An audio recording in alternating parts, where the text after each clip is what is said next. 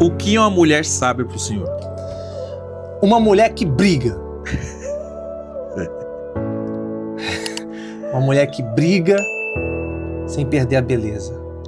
Briga sem sair do salto.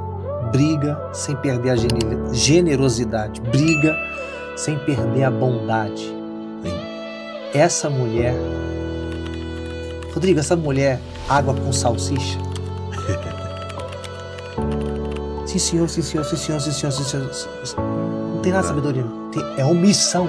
O amor, ele não é omisso.